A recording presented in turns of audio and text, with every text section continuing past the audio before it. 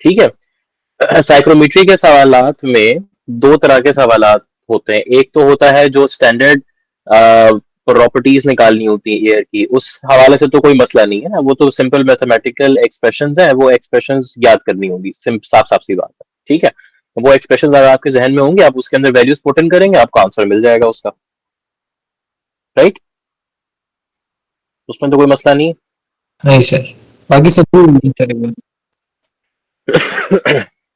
ठीक है, अगर किसी को कोई इशू हो तो वो बीच में फिर इंटरफेयर करके पूछ सकता है। अच्छा, जब साइक्रोमेट्री में हम स्टैंडर्ड प्रोसेसेस की बात करते हैं, तो साइक्रोमेट्री के स्टैंडर्ड प्रोसेसेस सारे के सारे 101.225 केपीए के ऊपर हो रही होती हैं। ये प्रेशर है एयर और वाटर वेपर दोनों के मिक्सचर का। राइट, तो पहली चीज तो जो अगर साइक्रोमेट्री प्रॉपर्टीज है जिससे समझ में आ गई है, तो उसका मतलब ये है कि ये भी समझ में आ गया कि 101.325 जो किलो पास्कल है सी लेवल प्रेशर, सी लेवल प्रेशर ह्यूमिड एयर का। और साइक्रोमेट्री डील करती है, जो साइक्रोमेट्रिक प्रोसेसेस हैं वो डील करते हैं conditioning of the humid air के साथ। तो प्रोसेस कोई सा भी हो रहा हो, हम उस ह्यूमिड एयर की कोई प्रॉपर्टी के साथ छेड़छाड़ कर रहे होंगे तभी उसको हम प्रोसेस का नाम देते हैं। अगर उसके साथ कोई भी प्रॉपर्टी प्रोसेस के बाद चेंज नहीं हो रही है तो वो प्रोसेस डेड है, उस प्रोसेस का कोई फायदा नहीं है, कोई नेट रिजल्ट नहीं। ठीक है। अच्छा, प्रोसेस जो है वो दो तरह से मूव हो सकते हैं, या तो प्रोसेस एक स्ट्रेट लाइन में मूव हो सकता है, या प्रोसेस जो है वो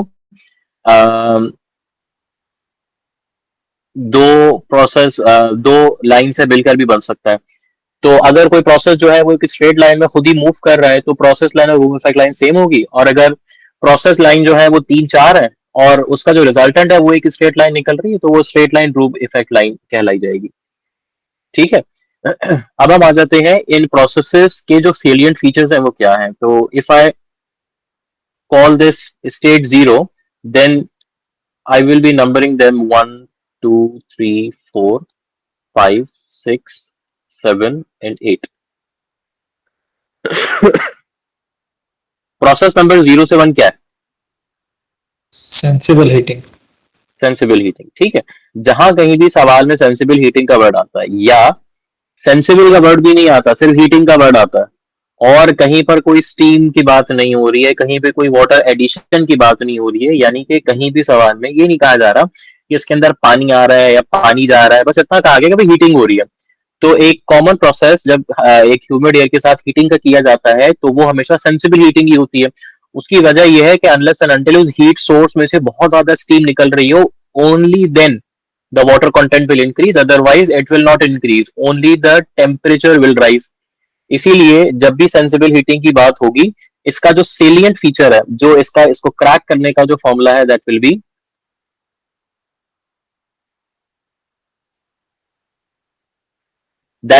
the absolute humidity at the starting and end of this process will remain the same। ठीक है, ये आपका जो फॉर्मूला होगा वो मतलब यूजुअली होता ही है कि सवाल के एक हिस्से में बता दिया जाता है कि इनलेट के ऊपर स्टेट्स यही हैं, और दूसरे हिस्से में या तो ये बता दिया जाता है कि 1 किलोवाट की हीटिंग दे रहे हैं, या ये बता दिया जाता है कि भाई जो टेम्परेचर चाहिए वो क्या है, तो किलोवाट की हीटिंग निकालें। इन दोनों केसेस में आपको एक स्टेट मालूम होती है और एक स्टेट मालूम नहीं होती है। या तो टेम्परेचर मालूम होगा या हीट मालूम होगी, तो उसके ऊपर आपने अगर अजम्पशन ये लगा दी कि कोई भी वाटर कंटेंट ऐड नहीं हो रहा, यानी कि वो हीटिंग खालिसतन सेंसिबल है, तो उसके अंदर वाटर कंटेंट ऐड नहीं होगा और क्यू रिड्यूस हो जाएगा M dot C P delta T से। ठीक है, so Q in this case will be M dot C P delta T, and this M will be M of H A. और अगर क्यू नहीं पता है और टेम्परेचर एट द एग्जिट पता है, तो टी 0 हो या टी 1 हो, इन दोनों के ऊपर ह्यूमिडिटी कांस्टेंट रहेगी। This humidity is the absolute humidity, do not confuse it with relative humidity. बहुत मुश्किल होता है कि किसी प्रोसेस में रिलेटिव ह्यूमिडिटी सेम रहे, तो हम रिलेटिव ह्यूमिडिटी को इस खातिर में नहीं लाते हैं कि हम कहीं भी ये लिखें, वी डोंट राइट दिस। ठीक है, पहला प्रोसेस क्लियर है? Yes sir. इसी का उल्टा प्रोसेस जो 0 से लेकर 5 तक है, इस प्रोसेस के अंदर जो सेलिएंट फीचर है वो सेम रहेगा। ठीक है, लेकिन अब यहां पर एक लिमिट लग जाती है ये सेलिएंट फीचर कब तक सेम रहेगा? उस वक्त तक सेम रहेगा जब तक ये अपने सैचुरेशन तक ना पहुंच जाए। सैचुरेशन से पहले पहले ये एग्जिस्ट करेगा, सैचुरेशन पर पहुंचने के बाद दूसरा सेलिएंट फीचर लग जाएगा जो है ये। ठीक है, if you are cooling an air and if you are sensibly cooling an air, सवाल में का सेंसिबली कह दिया गया है, this means that you are no way going down the dew point of that air. If you are not going down the dew point of that air, you are always remaining above the dew point of it, then theoretically, ठीक है, मैं theoretical psychrometric processes की बात कर रहा हूँ, theoretically the absolute humidity of the starting and ending state will remain the same. But if the air goes below its dew point, तो उसमें से ड्यू निकलेगी भाई, जब ड्यू निकलेगी तो पानी निकल रहा है, तो उस वहां पर एक एडिशनल स्टेट क्रिएट हो जाएगा 5 और 5 से ऑनवर्ड जितना भी काम हो रहा होगा वो सारा का सारा इस सेलिएंट फीचर को ध्यान में रखते हुए हो रहा होगा कि अब रिलेटिव ह्यूमिडिटी की वैल्यू 1 हो चुकी है, 1 रिलेटिव ह्यूमिडिटी वैल्यू होने की वजह से ये कर्व हमेशा इस लाइन को फॉलो करता हुआ जाएगा जो भी टेम्परेचर अचीव करना है वो। तो अगर कोई 25 डिग्री सेल्सियस और 50% आरएच के ऊपर है, ठीक है, और मैं आपसे कह रहा हूं कि भाई मैंने इसको कूल कर दिया है 10 डिग्री सेल्सियस तक, let's say that I have cooled it to 10 degree Celsius, तो 25 और 50 के ऊपर ड्यू पॉइंट टेम्परेचर 15 है या 15 से नीचे 16 होगा, सॉरी 14 होगा, ठीक है ना, तो 14 से तो नीचे है 10 डिग्री सेल्सियस, तो मैं 14 तक जो जाऊंगा वो मैं इस के सहारे जाऊंगा, इस एक्सप्रेशन के सहारे, और 14 से जो मैं 10 तक जाऊंगा वो इस एक्सप्रेशन के सहारे जाऊंगा।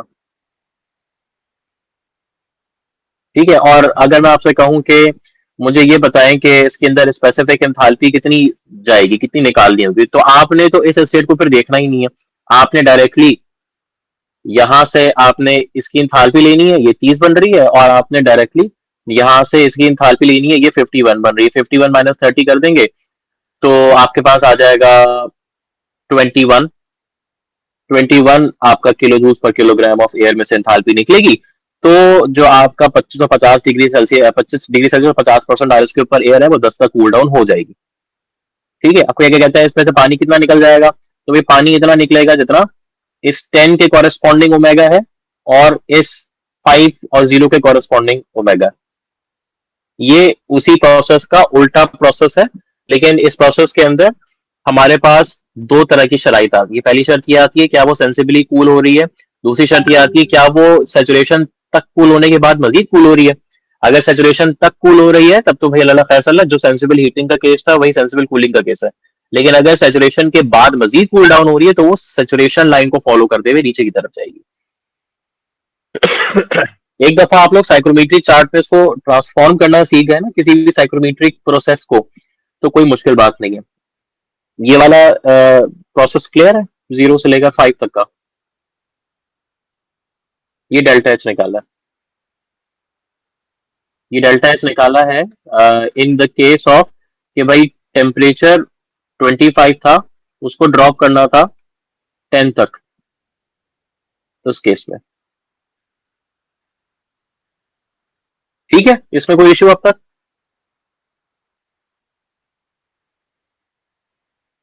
Now let's go to the straight process that goes up. ये जो प्रोसेस होता है ये प्योर ह्यूमिडिफिकेशन का प्रोसेस होता है। इस प्रोसेस का जो सेलिएंट फीचर है that is the temperature remains the same. ठीक है, लेकिन टेम्परेचर रिमेन्स द सेम कहां तक? Again temperature remains the same up until it reaches the saturation. Pure humidification के प्रोसेस के अंदर टेम्परेचर सेम रहेगा up until it reaches the saturation line. इसके बाद में अगर मजीद ऐड करता हूं कुछ तो उससे क्या होगा?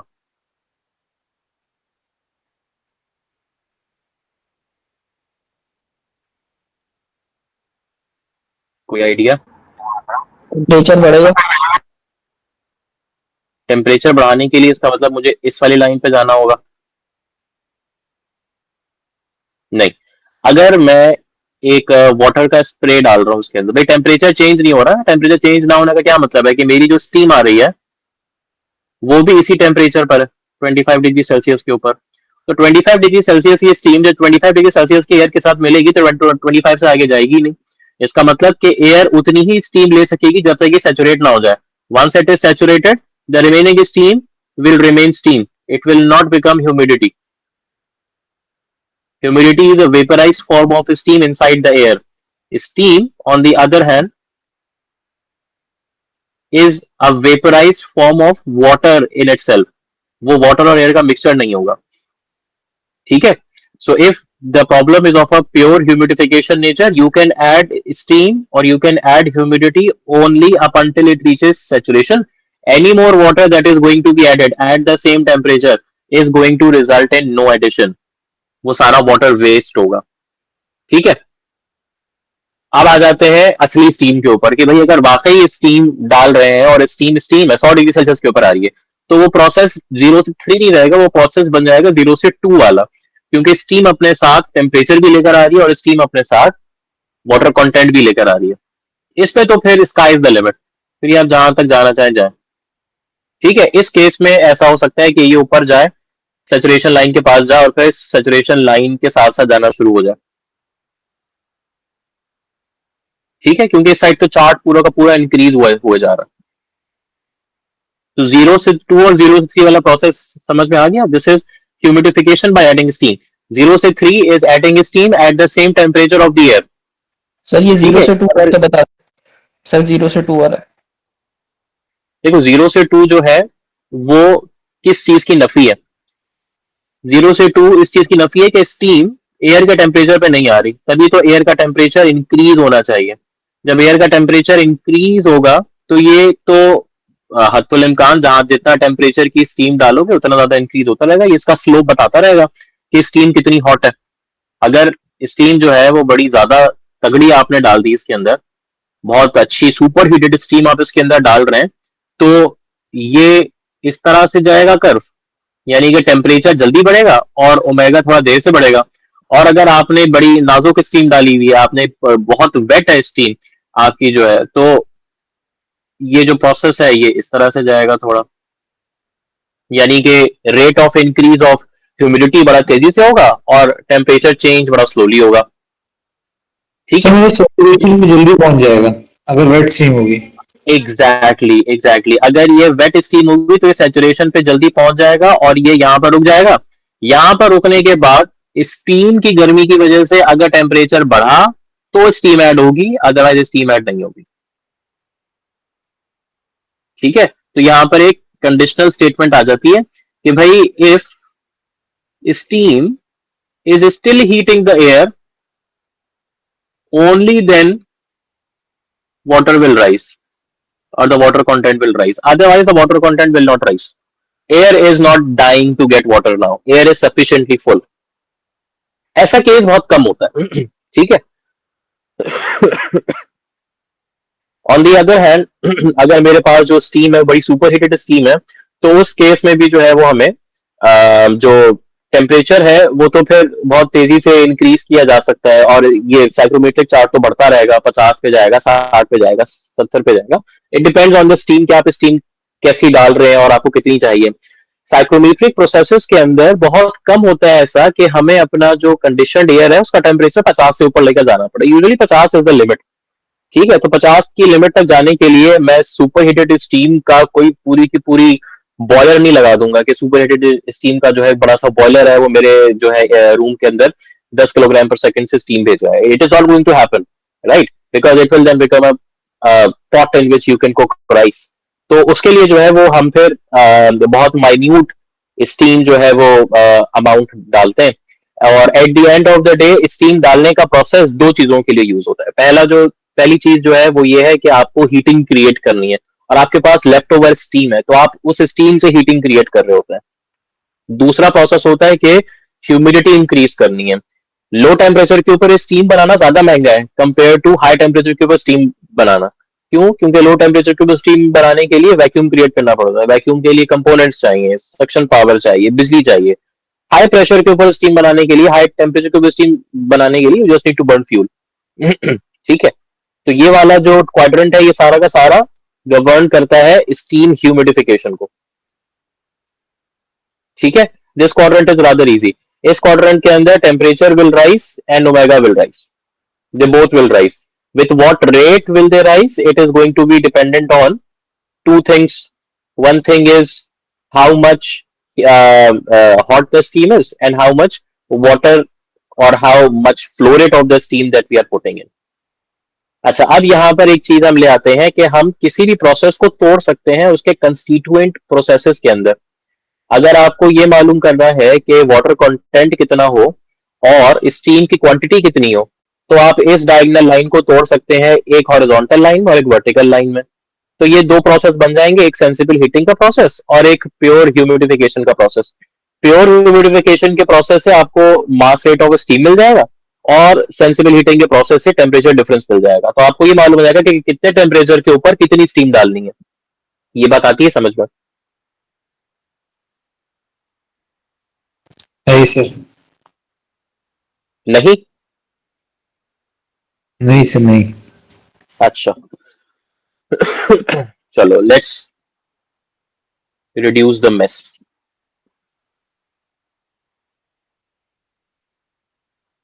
Do you want to? Yes, sir. चलो अभी साथ साथ न्यूमेरिकली कर लेते हैं कोई।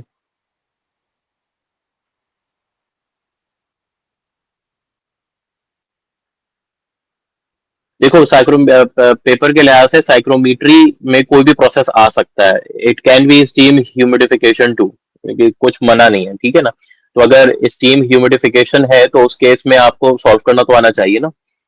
ये डिटेल बहुत ज्यादा नहीं है। Exactly exactly. पहला स्टेप यही होना चाहिए, 8 में से कौन सा वाला केस है और उस केस का सेलिएंट फीचर क्या है, how to crack that case. Hmm, तो मैंने रिपीट कर दिया ना ऊपर। बस ये याद करने की क्या जरूरत है, पता होना चाहिए। सेंसिबल का मतलब सेंसिबल होता है भाई।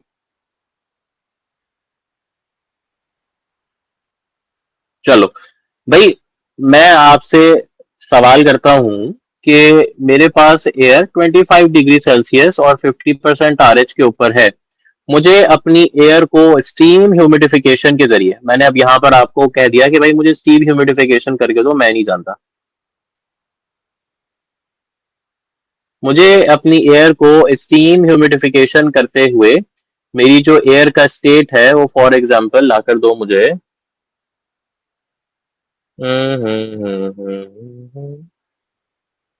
Bring that to 40।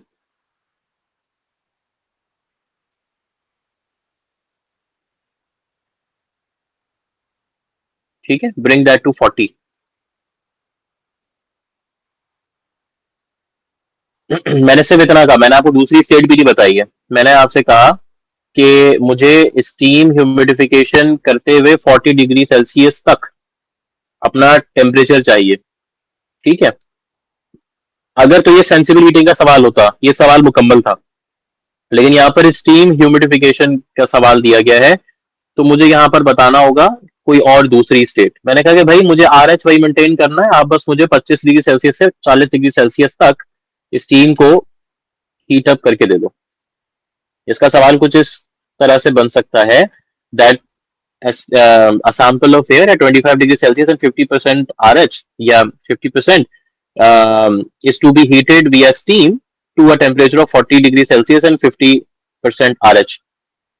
What would be the temperature and flow rate of steam required? ठीक है, so you will tell me the temperature of the steam and you will tell me the flow rate of the steam. Yeah, I can say you कि भाई I have 100 degree Celsius की steam. What should be the flow rate of the steam? तो पहली चीज तो ये है कि अगर आपको दोनों स्टेट्स पता है, you are just going to go on to the psychrometric chart. पहला 25 और 50 के ऊपर पॉइंट मार्क कर दिया, लेट्स कॉल इट 1। दूसरा मार्क कर दिया 40 और 50 के ऊपर, दिस इज 40 एंड 40 के ऊपर 50, ये वाला पॉइंट है। This is 2 and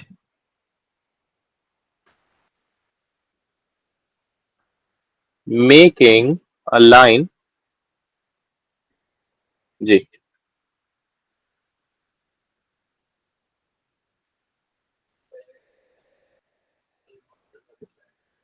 and we'll make a line from 1 to 2. ये जो process है, this process is the steam humidification process. What I was saying is that we can divide this process into two constituent process. ये तो एक room effect process है ना. We can divide that into two constituent process, one from here to here and one from here to here. हमने इसको इसके components में तोड़ दिया. एक कंपोनेंट जो कि सिर्फ टेम्परेचर इंक्रीज करने के लिए कारगर साबित होगा, दूसरा टेम्परेचर जो सिर्फ ह्यूमिडिटी इंक्रीज करने के लिए कारगर साबित होगा. तो यहां से आपके पास दो चीजें आपको मिल सकती हैं.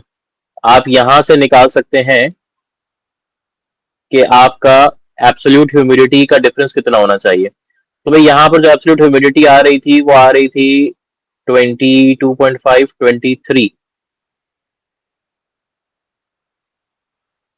I guess 23.5. जी भाई सवाल.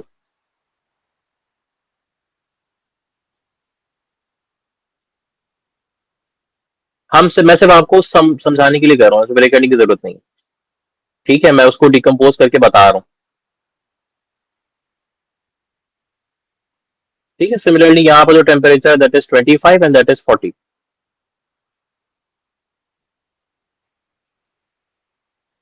So in order for the air to increase a certain amount of steam in it, this should in order to increase a certain amount of water content in it, the difference in the water content should be 23.5 minus 10 यानी 13.5 ग्राम पर kilogram.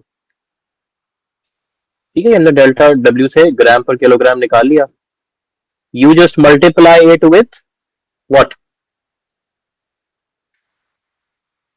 0.622. You just multiply it with the mass flow rate of the air. So you can get the gram per second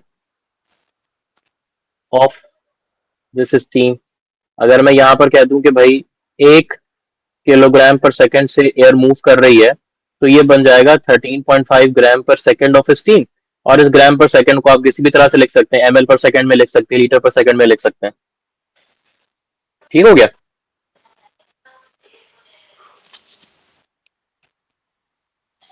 ये clear है? यहां तक clear है? Yes sir. ठीक है, तो एक चीज तो ये क्लियर हो गई भाई कि अगर मुझे इतना इंक्रीज करना है जो टेम्परेचर है, जो क्या कहते हैं वाटर कंटेंट है, वो मुझे इतना इंक्रीज करना है कि 10 से 23.5 तक चला जाए, तो डेल्टा ओमेगा इतना बनाना पड़ेगा. और इतने डेल्टा ओमेगा के लिए मुझे 13.5 ग्राम पर सेकेंड स्टीम इसके अंदर देनी होगी. So right now we do not know what temperature of steam is there, but we have to put in this amount of steam in it.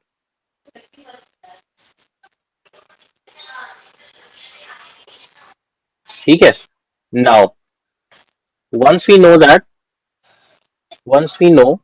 the mass flow rate of steam, क्योंकि ये तो mass flow rate of steam बन गया ना. once we know mass flow rate of steam, we can then see कि mass flow rate of air अपने साथ enthalpy 1 लेकर आ रहा है, दूसरा mass flow rate of air अपने साथ इंथाल्पी 2 लेकर जा रहा है. Mass flow rate of steam अपने साथ क्या इंथाल्पी लेकर आ रहा है? इसकी जो इंथाल्पी होगी वो एच जी के बराबर होगी, राइट? ये एच जी हमें फाइंड आउट करना होगा. हम यहाँ पर मास बैलेंस लगा सकते हैं. सर सैचुरेटेड होगा ना सर, उस पे जो 25 पे होगा. नहीं, मास ऑफ स्टीम क्या होगा हमें नहीं पता ना. तो सॉरी, एच जी क्या होगा हमें ये नहीं पता ना. ठीक है सर. हाँ भाई.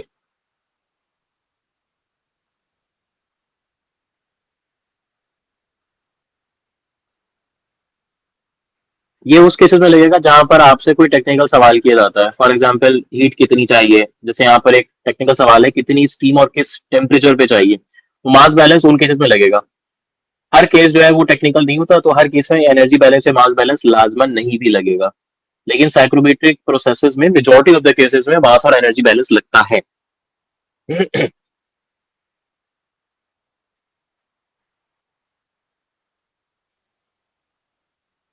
ये प्रोसेस जो है वो स्टीम ह्यूमिडिफिकेशन, अब ये कंप्लीट प्रोसेस कर लिया हमने। जो डिकम्पोज किया था प्रोसेस को, वो सिर्फ ये निकालने के लिए किया था कि कितनी स्टीम लाजमी डालनी है एयर के अंदर, तो वो हमें यहाँ से मिल गया कि भाई इतनी स्टीम लाजमी डालनी है एयर के अंदर।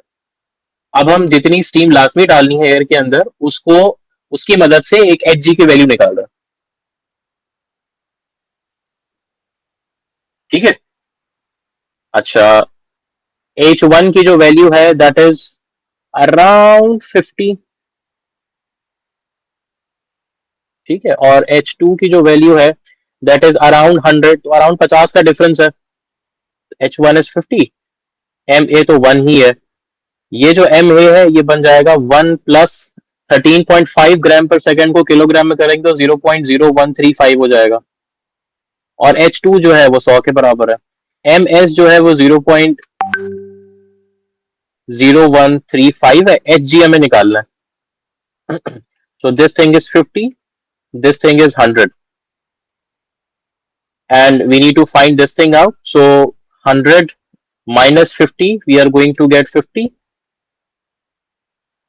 बल्कि यहाँ पर 100 नहीं, कुछ 100 से कुछ ज्यादा होगा, तो हम कर ये लेते हैं that we do it 100 times 1.0135, 101.35 minus 50, 51.35। ये समझ में आ रहा है ना भाई कि यहाँ पर ये क्या हो रहा है? Yes.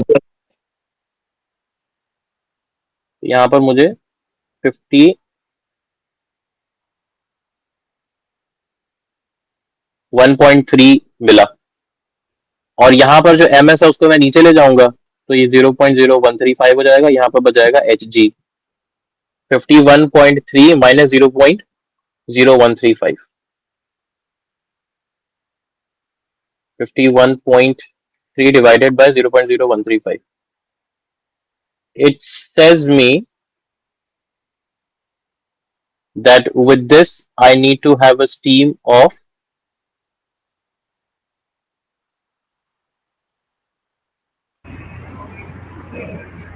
3800।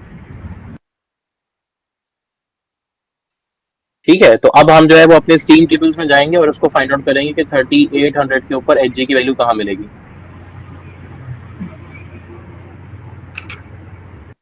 अगर तो ये आपके स्टीम टेबल नहीं है तो परेशान होने की जरूरत नहीं है, हमने एक बड़ा रफ सा सवाल सॉल्व किया है।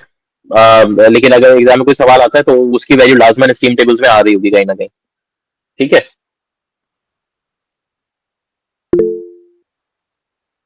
जी,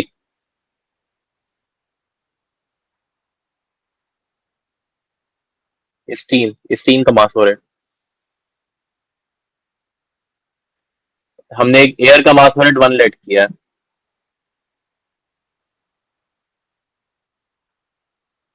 स्टीम का delta omega times m dot A,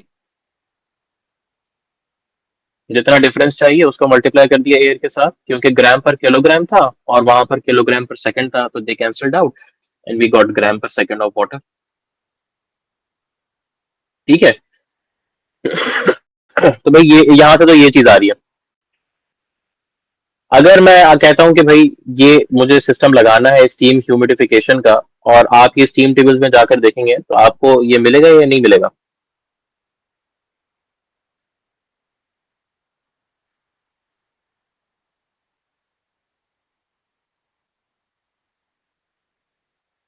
water properties of liquid and saturated. अच्छा, मेरे पास जो आ रहे हैं वेपर के वो 120 प्रेशर के ऊपर, 120 डिग्री सेल्सियस के ऊपर खत्म हो रहे हैं, 2706 तक जा रहा है। ठीक है, इसे मतलब ये नहीं मिलेगा ना ये वाला तो। हाँ, अब ये वाला नहीं मिलेगा, तो इसमें आप अव्वलन तो कोशिश होगी हमारी कि हम ऐसा कोई सवाल ना दें जिसके अंदर इतनी बड़ी एंथैल्पी की वैल्यू आ रही हो कि वो स्टीम टेबल में फाइंड ना हो सके। लेकिन अगर आप प्रैक्टिकल फील्ड में फॉर एग्जांपल, और आपसे ये कहा जाता है, मुतालबा कर दिया जाता है, तो भाई आपका सवाल जवाब सिंपल ही होना चाहिए कि भाई 120 डिग्री सेल्सियस के ऊपर स्टीम बनाने के ऊपर भी ये नहीं मिल रहा है, तो फिर आप क्या कीजिएगा? फिर आप उल्टा काम कीजिएगा, आप यहाँ पर 100 डिग्री सेल्सियस के ऊपर रखेंगे और यहाँ से एम डॉट एस निकालेंगे, तो ये जो एम डॉट एस आएगा इसमें थोड़ा सा फर्क होगा उस एम डॉट एस है जो आप उसके अंदर डाल रहे हैं, फिर आपने सेंसिबल हीटिंग अलग करनी होगी उसकी। अगेन मल्टीपल वेज, लेकिन ये सिर्फ एक सवाल बताने के लिए कि अगर स्टीम हीटिंग का कोई सिंपल प्रोसेस आता है तो वो क्या होगा। ठीक है, अभी अपने आप को कंफ्यूज नहीं करते हैं, बस ये यहां तक रखते हैं कि स्टीम हीटिंग के प्रोसेस के लिए ये वाला प्रोसेस होगा। जी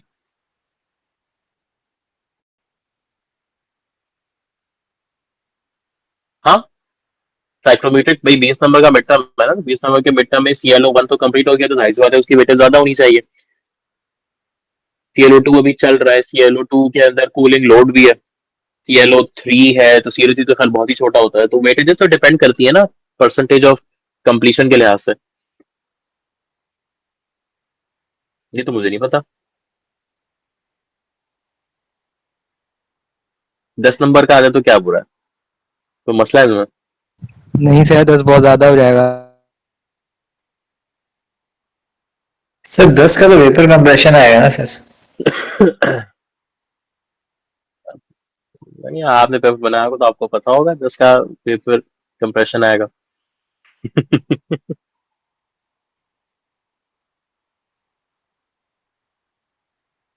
चलो, अब स्टीम ह्यूमिडिफिकेशन वाला प्रोसेस सही है, समझ में आ गया, कोई मुश्किल तो नहीं है इसमें। अब हम आ जाते हैं प्रोसेस नंबर 7 और 8 के ऊपर। अच्छा, प्रोसेस नंबर 7 जो है वो उसी का उल्टा है, ये डीह्यूमिडिफिकेशन है, लेकिन ये प्योर डीह्यूमिडिफिकेशन है। प्योर डीह्यूमिडिफिकेशन एक बड़ा ही मुश्किल प्रोसेस होता है। ठीक है, इस प्रोसेस को मुख्तलिफ सब्सटीट्यूटिव प्रोसेसेस के जरिए अचीव किया जाता है, तो ये एक इतना आसान प्रोसेस नहीं है, राइट। लेकिन अगर ये प्रोसेस आता भी है तो डीह्यूमिडिफिकेशन भी इसके जो प्योर डीह्यूमिडिफिकेशन है वो भी इसके ऊपर डिपेंड करती है कि आपकी जो स्टीम है वो कहाँ से जो आपका एयर के अंदर जो वाटर कंटेंट है वो कहाँ से स्टार्ट हो रहा है, और वो वाटर कंटेंट कहाँ तक जा सकता है, जीरो तक जा सकता है। देखिए, जीरो से ज्यादा तो वाटर नहीं निकाल सकते ना एयर से। और इसके अंदर भी जो उसका सेलिएंट फीचर है वो यही है that the temperature at the start and the end of the process will remain the same. लेकिन अगेन ये एक नेचुरली अकरिंग प्रोसेस नहीं है, इस प्रोसेस को कंस्टिट्यूटिव प्रोसेस के जरिए बनाया जाता है। ठीक है, फॉर एग्जाम्पल एक प्रोसेस यूं जाए और फिर वापस नीचे आए, या यूं जाए फिर नीचे आए, कुछ इस तरह से बनाया जाता है। इट डिपेंड्स ऑन कि आप कौन से प्रोसेस को इस्तेमाल में लाते हुए अपना प्योर डीह्यूमिडिफिकेशन यूज करना चाह रहे हैं। ठीक है, अब आ जाते हैं 8 के ऊपर। प्रोसेस नंबर 8 जो है ये डीह्यूमिडिफिकेशन का प्रोसेस जरूर है, लेकिन इसमें टेम्परेचर रिलीज हो रहा है। ठीक है, इस प्रोसेस को अचीव नेचुरली किया जा सकता है with the help of chemicals slash desiccants. ये एक बहुत थोड़ा एडवांस और टिपिकल केस होता है, जो कि साइक्रोमेट्री के सवालात में हम बहुत मॉडेस्ट वेटेज के साथ पूछ नहीं सकते, पूछना मुश्किल होगा हमारे लिए। ठीक है, तो इसके अंदर होता क्या है बेसिकली, इसके अंदर होता यह है कि हम 0 से लेकर 8 तक अगर किसी एयर के सैंपल को डीह्यूमिडिफाई कर रहे हैं तो उसमें हमें पता ये होता है कि 0 के ऊपर स्टेट क्या थी और 8 के ऊपर स्टेट क्या थी। हमें ये पता होता है कि टेम्परेचर कितना ऐड करना है, तो पहले हम इसको भी वैसे ही दूसरे एक सेंसिबल हीटिंग के प्रोसेस में तोड़ देते हैं और एक प्योर डीह्यूमिडिफिकेशन के प्रोसेस में तोड़ देते हैं। उस प्योर डीह्यूमिडिफिकेशन के प्रोसेस से हम ये अंदाजा लगाते हैं कि भाई कितना एयर का इसके अंदर से, कितना वाटर का एयर के अंदर से मास निकालना है, और फिर हम ऐसा केमिकल चूज करते हैं जो कि उतना मास निकाल पाए। तो इस सवाल के जो सॉल्यूशंस हैं उसके अंदर आपको ये बताना होता है कि डेसिकेंड का कितना मास रखूं जिसकी वजह से मेरे पास एयर जो है वो इतनी डी हो जाए, और फिर उसमें से मास निकालने के बाद मैं उसको सिंपल एक सेंसिबल हीटिंग दे देता हूं,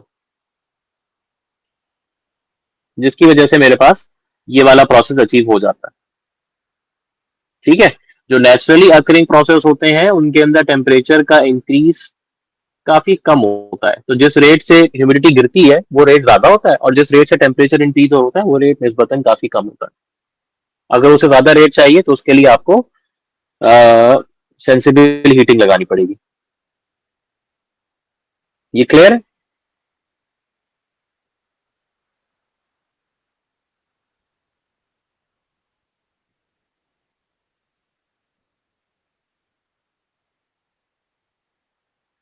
अब हम आ जाते हैं प्रोसेस नंबर 0 से लेकर 6 तक के ऊपर।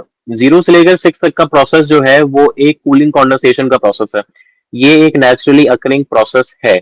रियलिटी में जो प्रोसेस हमने यहाँ से यहाँ आते हुए देखा था ना कि वो 0 से लेकर 5 तक, फिर 5 डैश तक गया और फिर मजीद नीचे आया, ये प्रोसेस असल में तो इस वाली लाइन को फॉलो करते हुए ही हो रहा होता है। ठीक है। तो अगर कहीं पर कोई कूलिंग कंडेंसेशन का प्रोसेस है तो वहां पर अगेन आपको अगर एयर की इनलेट और एग्जिट स्टेट्स के बारे में पता है, तो इनलेट एंड एग्जिट स्टेट्स की डिफरेंस इन ह्यूमिडिटी के बारे में भी पता है और डिफरेंस इन टेम्परेचर के बारे में भी पता है। तो आप सिंपली जो है उसको निकाल सकते हैं इस बेसिस के ऊपर कि अगर स्टीम उसी टेम्परेचर के ऊपर आ रही है जिस टेम्परेचर के ऊपर एयर है, तो डेल्टा ओमेगा कितना ड्रॉप, सॉरी, स्टीम अगर निकालनी पड़ी है तो कितनी निकालनी पड़ रही है, और जो आपके पास ये है जो डिक्रीज इन टेम्परेचर है वो कितना चाहिए होगा। अगर इतना ही डिक्रीज इन टेम्परेचर मुझे सेंसिबल कूलिंग से करना हो तो सेंसिबल कूलिंग से भी हो सकता है। ठीक है।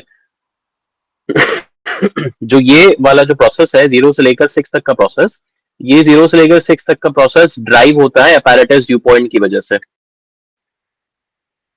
ठीक है। एक टेम्परेचर होता है अपैरेटस ड्यू पॉइंट।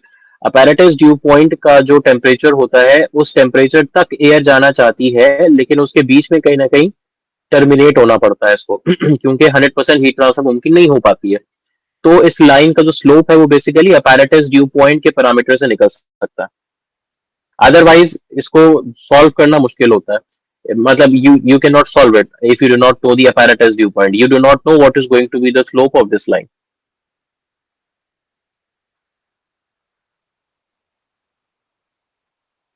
ये समझ में आती है।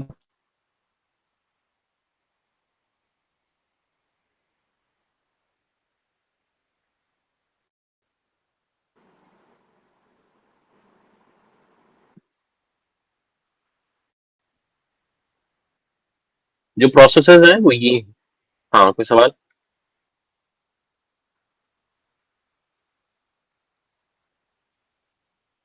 कौन सा वाला? हाँ, 4 वाला, 0 से लेकर 4 तक का प्रोसेस। 0 से लेकर 4 तक का प्रोसेस जो प्रोसेस है उस प्रोसेस के अंदर हमारे पास दो चीजें हैं और दोनों चीजें इंक्रीज हो रही हैं। नहीं, एक चीज डिक्रीज हो रही है जो कि टेम्परेचर है जो कम हो रहा है, और हमारे पास जो water content in the air है वो इंक्रीज हो रहा है। इस प्रोसेस को जो हम नाम देते हैं वो नाम देते हैं क्या नाम देते हैं इस प्रोसेस को? Cooling evaporative. Cooling plus humidification. Cooling and humidification ना। ठीक है। कूलिंग एंड डीह्यूमिडिफिकेशन जो है वो बेसिकली नीचे वाला प्रोसेस है, और कूलिंग एंड ह्यूमिडिफिकेशन ये वाला प्रोसेस है। कूलिंग एंड ह्यूमिडिफिकेशन का जो प्रोसेस है उस प्रोसेस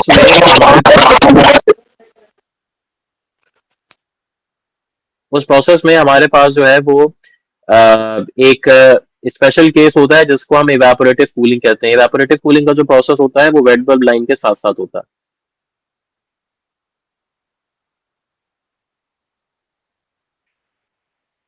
ठीक है। तो इवेपोरेटिव कूलिंग का जो प्रोसेस वेट बल्ब लाइन के साथ साथ होता है, उसके अंदर वेट बल्ब टेम्परेचर सेम रहता है, और उसका जो सेलियंट पॉइंट होता है वो ये होता है that the wet bulb temperature at 0 will be equal to the wet bulb temperature at 4 dash. सवाल सॉल्व करने का तरीका बिल्कुल वैसे ही जैसे होता है। और ये भी कहाँ तक ह्यूमिडिफाई कर सकता है भाई? जहां तक सेचुरेशन अचीव नहीं हो जाती वहां तक। एक दफा एयर सेचुरेट हो गई उसके बाद अब उसके अंदर कुछ डाल ही नहीं सकता। ठीक है। All good.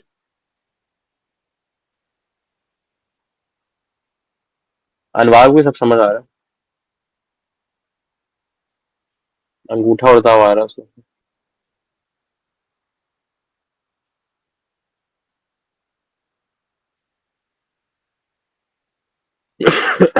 तो कोई एक वो अपने जो आपने न्यूमेरिकल दिया है ना अपने नोट्स में से वो कर लेते हैं।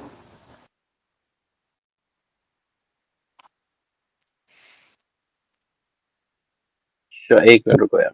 जो आपकी स्लाइड में न्यूमेरिकल है ना सर। कर लेते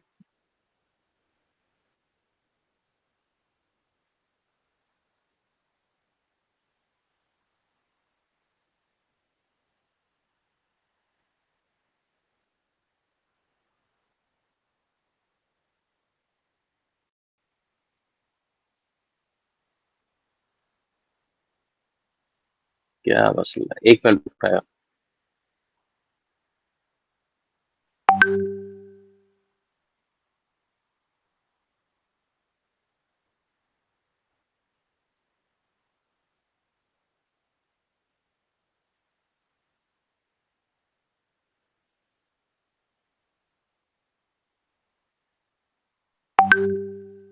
हम जब सी पर आएंगे ना CLO3 में, हम जब एयर कंडीशनिंग का प्रोसेस एक्चुअली में पढ़ रहे होंगे, उसमें जो है ना वो कंस्टिट्यूटिव साइकोमेट्रिक प्रोसेसेस सही से समझ में आ रहे होंगे कि किसी एक स्टेट तक पहुंचने के लिए क्या क्या कर सकते हैं हम।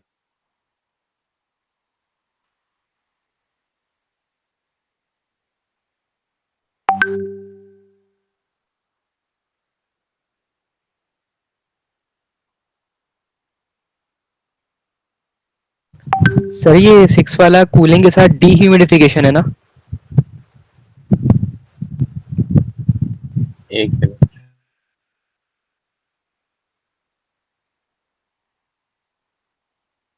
6 वाले में कूलिंग के साथ डीह्यूमिडिफिकेशन है, बिल्कुल ऐसा ही।